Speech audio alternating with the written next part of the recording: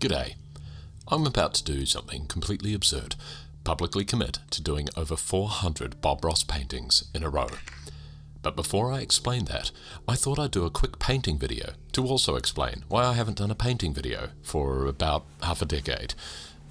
I did have some good reasons, which we all share, like that global pandemic thing and the sense of doom piped 24/7 into our eyeballs via our omnipresent psychic torture rectangles. Then for me personally, there was my day job, plus my other job at a grey hair factory, by which I mean I became a dad, twice. But honestly, those aren't the real reasons I stopped making stuff. The fact is, I thought it wasn't good enough. I thought I wasn't good enough. And that's a bit weird because when I started putting my paintings online, they did pretty well. Clips went viral on Reddit. Total strangers liked the paintings enough to buy them. It was going well. And yet, I stopped.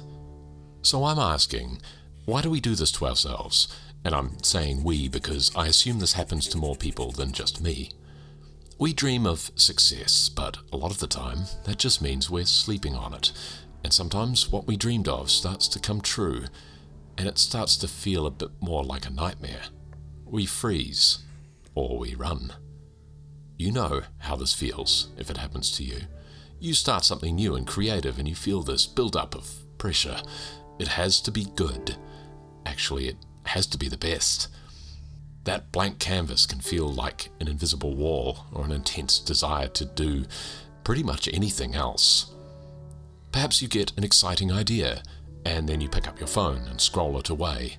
Or you're about to start on a project that you're genuinely interested in, but instead your feet kind of take you aimlessly into the kitchen or to do a random chore that could definitely wait until later. Anything, rather than sit with that unknown, complex discomfort that comes coupled with the urge to create. And look, I know it's not always just like that. There are lots of real barriers to creativity, like family and jobs and chores and social obligations.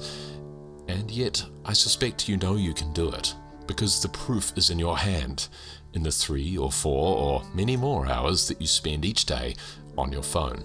Which of course adds up to years of your life, everything you could be, sucked into a black rectangle. Well, now I want the opposite of that comfortable, numb void, and I think I found it. The times I felt most true to my creative self are those rare moments where I just got on with it and made stuff, vanished into that flow state. What I need is a way to make it happen regularly. Well, I think. You know who seemed to enjoy the process? Who just got on and made stuff? Who did it regularly for a really long time? Hello, I'm Bob Ross. I'd like to welcome you to the joy of painting. I've been watching Bob Ross paint for years now, and I'm still amazed by the way he can go from a blank canvas to a finished landscape in less than 30 minutes. And it makes me think, maybe the way to overcome perfectionism, brain rot, fear of failure, and fear of success are all the same thing. Just painting along with Bob. So here's my plan. I'm going to paint along with every single episode of The Joy of Painting. And yeah, I know that's a ludicrous goal, so here's why. Normally a painting takes me a month or more, or in the case of that painting of my cat, 5 years to make.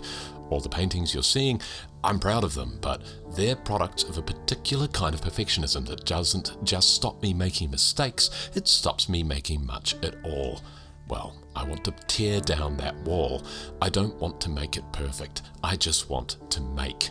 Painting along with Bob Ross can be done in an hour or two, and there are built-in mistakes, happy accidents, that I and you are just going to have to live with. So this project is my anti-perfectionism pro-creation life hack.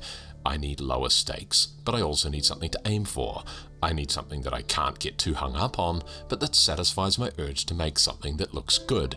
I need a framework to induce flow, but it needs to be flexible. I need an idea that forces action, that commits me to something ambitious, but that isn't overwhelming. Lastly, it means that my 2 inner wolves of wanting to write stuff and wanting to paint things can stop fighting each other for my limited time, becoming good wolfy friends, and they can work together to pull the metaphorical sled of making video essays like this one. And the final reason I'm keen to push on with this project is that it's an antidote to doom and AI slop. There's so much bad out there, and I tire of feeling like I'm passively observing it or merely drawing more attention to it. I want to make something that is fallibly human and aggressively wholesome. Let's get crazy. This is our world, so we can do anything. All the stuff you can see here, all the art I've done, I've managed that in my spare time, in between my job and my family and a crippling phone addiction. That's actually kind of remarkable. And it makes me think, what if I could do more of this stuff that I clearly care about so much that it survived the digital onslaught of the most addictive devices and content the world can offer? And what if my own switch from consumption to creation could create an even bigger change? As in, I could make this combination of writing and art and communication my job. It feels outrageous to admit that, to say it out loud that that's what I want, and it's frightening. I might fail.